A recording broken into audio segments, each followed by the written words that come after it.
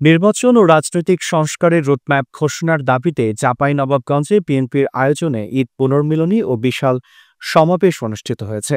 সমাবেশে জামায়াতের বিরুদ্ধে তীব্র সমালোচনা করেন বিএনপির চেয়ারপারসনের উপদেষ্টা পরিষদের সাবেক সংসদ সদস্য মোহাম্মদ হারুনুর রশিদ ও তার স্ত্রী সাবেক সংরক্ষিত নারী আসনের সংসদ সদস্য সৈয়দ আশিয়া আশরাফ পাপিয়া।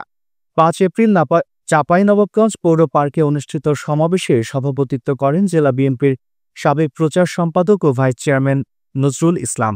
সমাবেশে প্রধান অতিথির বক্তব্যে মোহাম্মদ হারুনুর রশিদ জামায়াতের বিরুদ্ধে জেলা ও জাতীয় পর্যায়ে বিভিন্ন দখল লুটপাটের অভিযোগ তুলে ধরেন।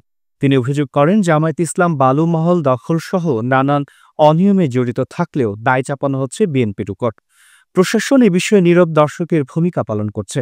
বিশেষ অতিথির বক্তব্যে সৈয়দা আশিয়া আশরাফি পাপিয়া বলেন, জামায়াত আজ রাজনৈতিক মঞ্চে ধর্মীয় মাহফিলের অপব্যবহার করেছে।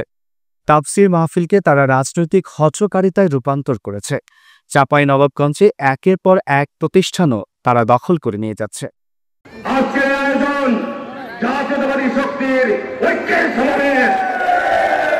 আজকের সমাবেশ দেশ বিরোধী চক্রান্তকে প্রতিরোধ করার সমাবেশ। আজকের সমাবেশ দেশকে গণতন্ত্রের পথে ফিরিয়ে আনার সমাবেশ। আজকের সমাবেশ গুজব অপপ্রচারের বিরুদ্ধে প্রতিরোধ গড়ে তোলার সমাবেশ।